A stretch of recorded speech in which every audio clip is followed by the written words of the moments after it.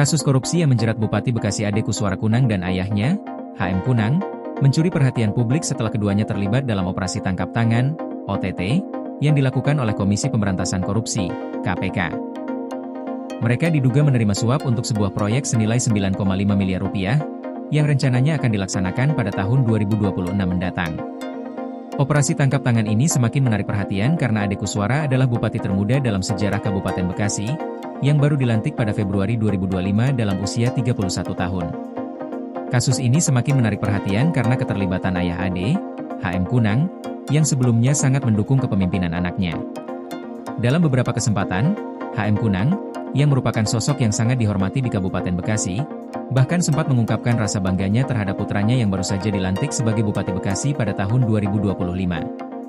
HM Kunang mengungkapkan bahwa Ade sejak kecil sudah menunjukkan dedikasi dan tanggung jawab besar dalam membantu orang tua, dan berharap bahwa Ade akan membawa perubahan positif bagi Kabupaten Bekasi.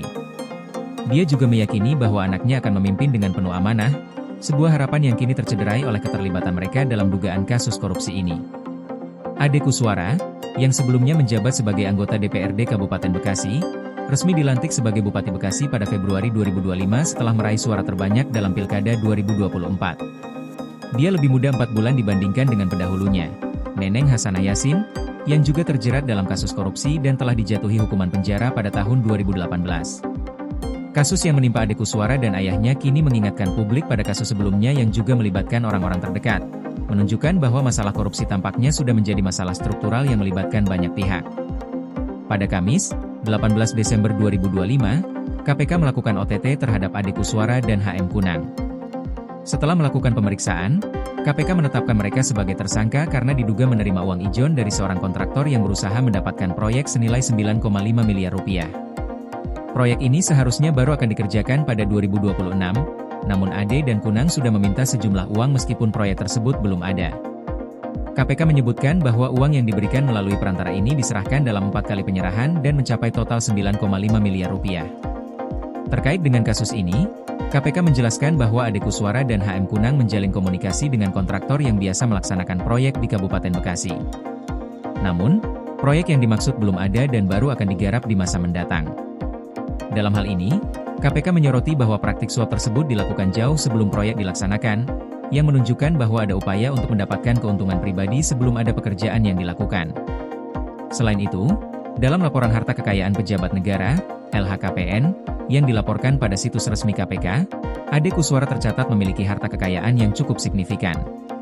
Total kekayaannya tercatat sebesar 79,1 miliar rupiah, yang terdiri dari 31 bidang tanah yang tersebar di Bekasi, Karawang, dan Cianjur.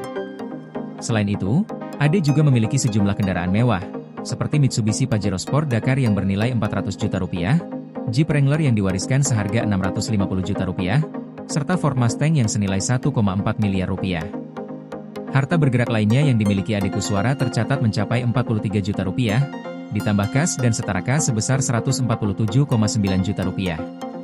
Menariknya, Ade Kuswara tidak memiliki utang, yang menambah besar total harta kekayaannya. Dengan latar belakang harta yang mencolok, kasus ini semakin memicu kecurigaan publik terkait sumber kekayaan Ade Kuswara. Kasus ini juga menjadi pembelajaran bagi masyarakat, terutama dalam hal integritas dan transparansi pejabat publik.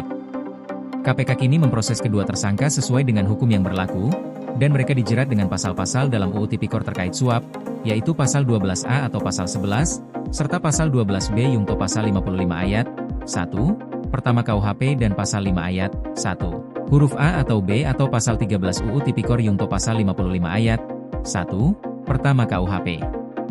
Perjalanan karir Ade Kuswara yang sempat diharapkan menjadi harapan baru untuk Kabupaten Bekasi kini harus terhenti akibat keterlibatannya dalam kasus korupsi. Kasus ini juga mengingatkan kita pada pentingnya memilih pemimpin yang tidak hanya memiliki kapasitas dan dedikasi, tetapi juga integritas yang tinggi untuk menjaga kepercayaan publik. Koordinasi PLN dengan TNGL jelang Hari Kesaktian Pancasila, listrik terbangun, alam tetap lestari. Panen perdana garam Aceh. PLN hadirkan energi untuk UMKM di momen menyambut Hari Kesaktian Pancasila.